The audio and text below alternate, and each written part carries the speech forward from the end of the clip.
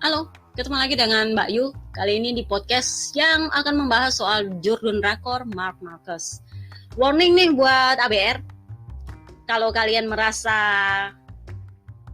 ofensif sama Mbak Yu, terutama karena Mbak Yu punya banyak analisa kali ini, dan itu opini Mbak Yu. Kalau kalian merasa ofensif dan nggak terima dan bla bla bla bla bla bla bla bla, just change your channel, oke?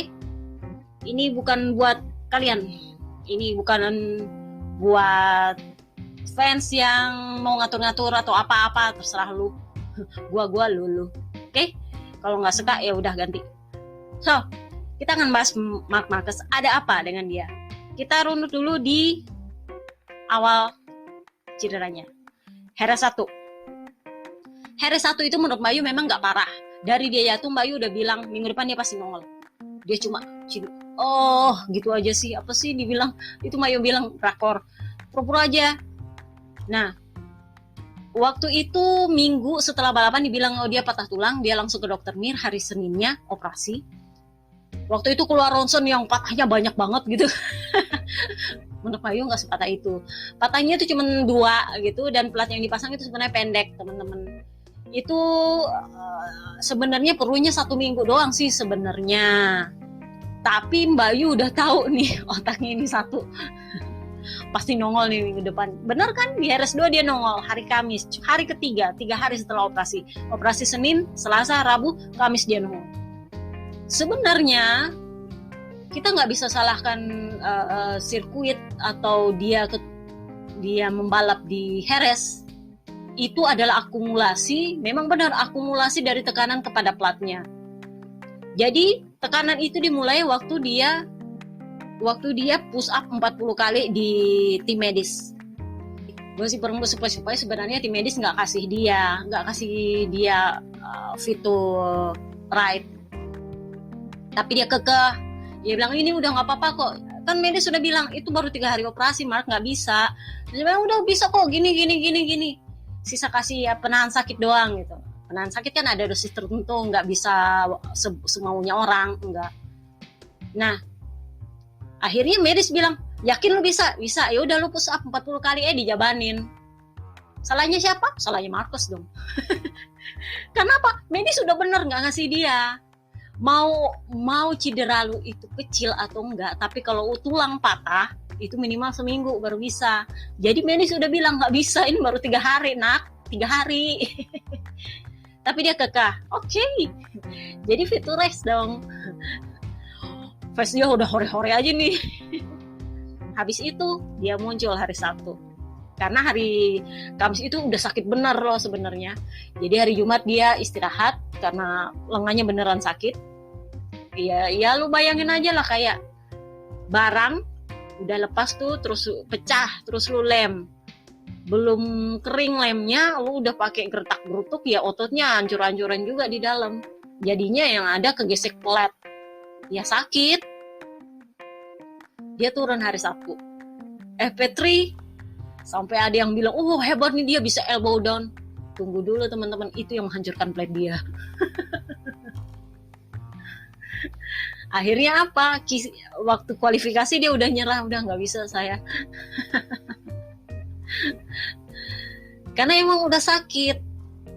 Jadi jaringannya itu udah lebam banget di dalam. Emang di luar kelihatan bagus, di dalamnya lebam karena tergesek plat. Dan itu banyak pembuluh darah di dalam situ yang kalau lu mengembangkan otot lu, pembuluh darahnya membesar dan itu menggesek plat. Akhirnya sakit. Sebenarnya di dalam itu pendarahan. Oke, dibawa istirahat. Setelah itu seminggu kemudian dia posting apa? Dia posting lagi ngangkat barbel 25 kilo kalau nggak salah ya, Mbak Yu lupa. Kayaknya 25 kilo apa 20 kilo. Kesalahan terbesar dia. Itu nggak bisa dibawa segitu. Tiap hari loh ya, dia posting segitu-gitu, lagi ngangkat apa, lagi apa. Itu sebenarnya nggak boleh. Kenapa? Karena dia memang mesti nunggu 1 minggu. Dia pakai lagi otot dia waktu hari Sabtu di Jerez 2 itu artinya mulai dari nol lagi proses penyembuhan dia, harus didiamkan lagi 1 minggu ke depan, seperti itu. Tapi dia nggak mau, dipakai ngangkat ini ngangkat itu, akhirnya yang stres apa? Platnya. Dan terakhir itu adalah soal dia buka jendela. Terus ada yang bilang, kok bisa buka jendela segitu-gitu banget? Itu jendelanya, kalian tahu nggak sih jendela Eropa yang besar-besar gede-gede itu? Nah itu yang dia buka. Jadi jendela itu, jendela Perancis itu dia digeser, itu yang bikin dia patah. Orang bilang sih gitu. Nah waktu operasi kedua, Bayu udah lihat tuh dia posting tangannya dibebat. Nah Bayu mulai bingung, ini yang masalah lengannya atau tangannya? Kenapa tangannya ikut dibebat? Nah itu jadi pembahasan. Bayu suka tuh kalau ada Bayu bahas di IG terus media luar nyambut dibahas, dibaca lah sama ahli ortopedi. Nah ahli ortopedi bilang kemungkinan operasi keduanya juga itu gagal. Kenapa? Karena dia sampai bebat di tangan, berarti plat yang dipasang itu lebih panjang dari plat pertama. Plat pertama kan cuma patah 2. Kalau kalian lihat ronsen yang patah-patah banyak, menurut Bayu itu sebenarnya patahnya 2. Makanya dia pede banget bisa membalap di RS2. Nah, yang kedua itu platnya lebih panjang karena udah patah-patah. Kalian lihat nggak sih kalau pasangan besi yang diikat pakai baut, aluminium aja lah. Kalau kalian lihat aluminium yang di tiang-tiang tuh, diikat pakai baut, terus kalau dicerabut satu kan ngikut yang satu. Kayu aja kalau udah dibaut terus dia terlepas satu, ngikut yang serabutnya. Nah, jadi seperti itu posisi tulangnya Marcus waktu operasi kedua. Operasi keduanya itu lebih parah udah tulangnya, makanya plat yang dipasang lebih panjang. Masalahnya itu saking panjangnya dia sampai dibebat di tangan. Itu yang ahli ortopedi bilang mestinya sih nggak sampai dibebat di tangan, apa hubungannya lengan sama tangan? Ya itulah kenapa arti ortopedi bilang operasi keduanya ini kayaknya gagal deh.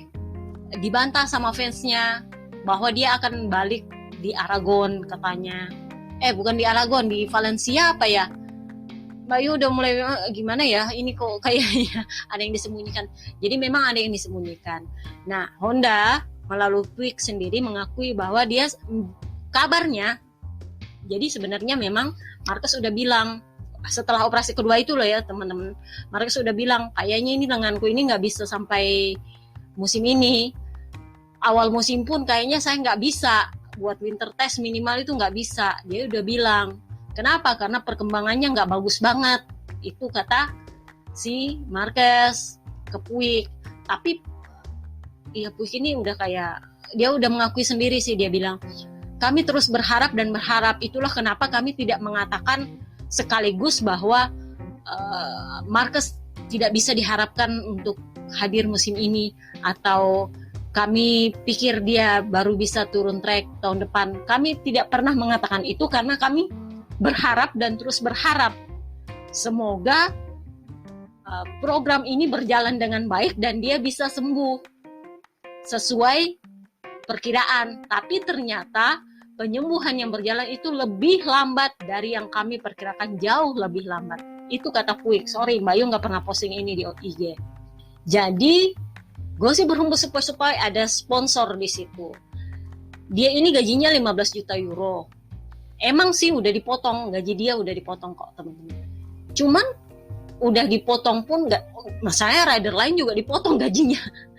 Udah dipotong pun masih tetap ketinggian. Nah itulah kenapa mereka tetap menjaga apa sih istilahnya prospek pasar. Jangan sampai kalau misalnya Marcus dibilang tahun depan baru membalap, itu otomatis menghilangkan prospek pasar. Bayu bisa bilang potensi pasarnya. Jadi sponsor nggak mau. Itulah kenapa kemarin tarik ulur Honda sama Repsol. Repsol udah gitu aja, udah nggak mau. Itulah kenapa akhirnya mereka perpanjangan tapi cuma sampai 2022. Jadi sebenarnya Marquez sudah bilang, kayaknya sampai awal musim gue nggak bisa. Cuman sepertinya itu nggak boleh sama Honda. Kenapa? Kalian lihat, Stefan Bradl udah bilang kayaknya saya akan menggantikan Marquez sampai akhir musim. Berarti sebenarnya Honda udah tahu dia bakal absen semusim, tapi Honda nggak mau. untuk strategi marketingnya. Itu soal strategi marketing. Tapi internal mereka sendiri mereka tahu Marcus nggak bakal hadir. Tapi demi menjaga media ya, perhatian media, itulah kenapa mereka nggak akan bilang. Ya sebenarnya itulah cara mereka untuk menjaga perhatian tetap tertuju kepada Honda di tengah kondisi naik turun ridernya. Setelah itu muncullah isu operasi ketiga.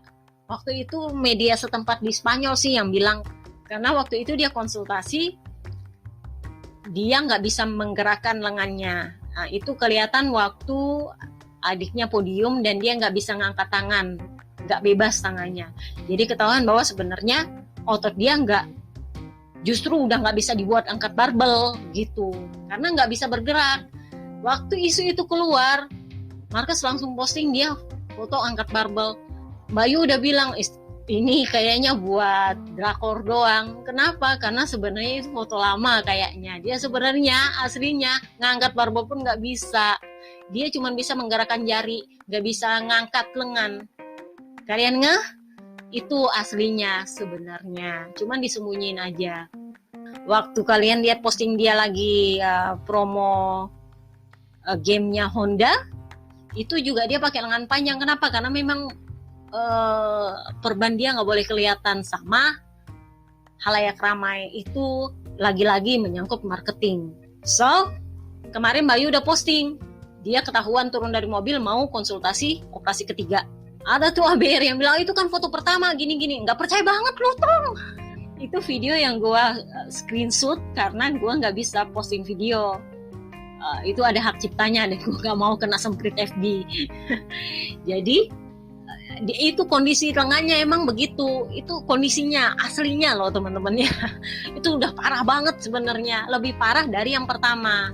Akhirnya kan jadi kenyataan beberapa jam kemudian dibilang dia operasi ketiga. Gue nggak bohong dong. Jadi operasi ketiga ini adalah kesempatan terakhir dia untuk apa sih dibilang merestorasi otot dia, ganti plat, karena kemarin itu platnya nggak cocok sama dia, otot dia nggak mau nyatu, sindrom kompartemen otot dia nggak mau nyatu gitu, semacam trauma mungkin ya, karena waktu plat pertama udah hancur lebur itu di dalam. Kenapa nggak segera diberitahukan ke halayak ramai? Dia tunggu dulu gosip bahwa si Marcus ketahuan ke rumah sakit. Kalau enggak akan diumumin dia operasi ketiga. Akhirnya diumumin juga operasi ketiga setelah itu. Jadi inilah launch dia. Karena setelah operasi ini dia udah nggak bisa operasi lagi. Resmi cacat. Kalau emang dia cacat ya cacat aja gitu. Kondisinya operasi kedua pun dia sebenarnya udah setengah cacat. Nah yang ini yang udah beneran cacat. Kalau dia masih gagal juga udah beneran cacat. Kenapa? Karena lengan dia itu udah full dengan lubang, emang kopong. Kalian tahu nggak sih tulang yang kopong tuh udah baret satu sisi karena isinya lubang baut semua. Nah itu udah nggak bisa. Kalau dia masih memaksa, dia harus ganti tulang. Mana ada orang hidup mau donor tulang lengan, coba lengan atas ya pakai tulang mayat. Nah itu nggak gampang juga pakai tulang mayat. Lukate. Kayak gitu. Jadi kita lihat apa peluangnya setelah ini. Nah, menurut dokter, setelah operasi ketiga ini dia akan membutuhkan waktu minimal 6 bulan untuk bisa kembali ke track. 3 bulan untuk penyembuhan otot, istilahnya ototnya didiemin, dikasih lekat dulu tuh otot-ototnya ke tulangnya baik-baik lagi. Nanti 3 bulan berikutnya baru dia fisioterapi. Itu artinya dia akan melewatkan winter test dan 4 balapan. Tapi apakah dia akan turun setelah 6 bulan? Nah, ini dia. Menurut Mbak Yu, no. Why? Untuk satu plat aja, yang operasi 1, operasi 2, dia janji bakal turun 2 bulan, 3 bulan, akhirnya undur, akhirnya semusim, setahun. Nah, sekarang, kalau dia dengan caranya yang caper itu posting lagi ini, posting lagi itu, sementara waktu dia itu adalah untuk penyembuhan, bukan untuk fisioterapi, ya belum tentu juga dia bakal turun setelah 4 GP. Bayu merasa dia akan lebih lama lagi itu. Pokoknya tunggu aja deh, kalau dia udah posting dia latihan motor cross, itu baru kita bisa yakin bahwa dia udah 100% fit. Kenapa? Kalian lihat aja Mattia Fasini. Itu sebenarnya kondisinya mirip-mirip juga sama Marcus. Cuman Mattia Fasini aja masih bisa nge-cross. Itu pun dia bisa nge-cross, di balap pun dia nggak bagus-bagus amat, ya kan? Seperti itu. Jadi ya kita lihat aja, kalau dia bisa latihan motocross, berarti kondisinya sudah 100%, tapi itu juga belum tentu menjamin performa dia di track. Kenapa? Karena motocross kan nggak perlu rebahan, gesek-gesek tangan, nggak perlu elbow down, lain cerita kalau MotoGP. Seperti itu. Yang kedua, kalaupun dia turun setelah 6 bulan, kalaupun turun, dia nggak akan semoncar dulu. Mau dia ngebacot Jordan ke-9, nggak bakal. Kenapa? Kalau dia sampai elbow down dan itu keseret lagi lengan dia dan atau jatuh dia jelek, resikonya adalah pelat dia patah lagi dan dia emang beneran cacat. Harus ganti tulang. Jadi lu mau pilih mana? Lu jatuh cacat atau lu alon-alon aja? Pelan-pelan aja, yang penting sampai. Tapi kalau yang penting sampai gitu nggak sesuai gaji dong ya. Dia kan kontrak sampai 4 tahun untuk Jordan. Itu gajinya gaji Jordan. Jadi ya mau nggak mau pilih, tetap dengan performa lu yang bagus, berani mati, berani cacat, atau lu nyerah aja, kasih tempat lu ke orang lain. Jadi apakah dia akan pensiun? Cepat atau lambat dia akan pensiun. Entah itu 2021 atau 2022. Mau kapanpun dia turun track, dia akan tetap hati-hati. Kenapa? Sekali lagi dia crash dan patah tulang lengannya, habis itu lengan. Cepat atau lambat dia akan pensiun. Bayu sih pikirnya itu kan 6 bulan. Ini bulan Desember, 6 bulan berarti bulan Juni dia turun track. Bayu udah bilang dong kemarin, kita tunggu dia pengumuman akhir tengah tahun. Lanjut, lalu siapa yang akan menggantikan? Gosipnya adalah Dovi. Memang sampai saat ini Dovi membantah, mengiyakan tawaran, tapi dia tidak membantah menerima tawaran. Ada tawaran yang diterima tapi belum diiyain gitu.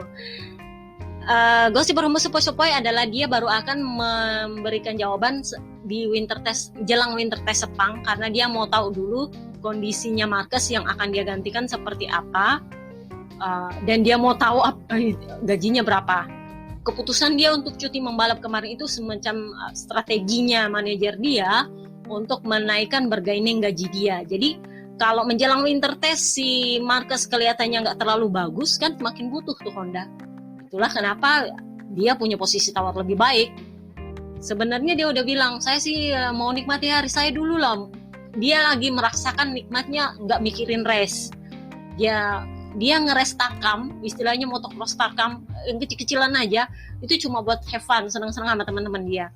Tapi sampai kapan sih? Masalahnya adalah dia punya keluarga, dia punya istri, dia punya anak, dan dia punya manajer yang harus dibayar. Manajernya itu mahal loh, berarti Stella itu mahal. Kemungkinan dia akan menerima tawaran itu jelang winter test. Jadi istilahnya Honda surprise kalau media luar bilang. Dovi sendiri sih sebenarnya dia mau turun asal dia punya peluang besar untuk Jordan. Nah, Honda sendiri memang udah motornya kemungkinan lah ya Jordan gitu. Tergantung settingan motor juga.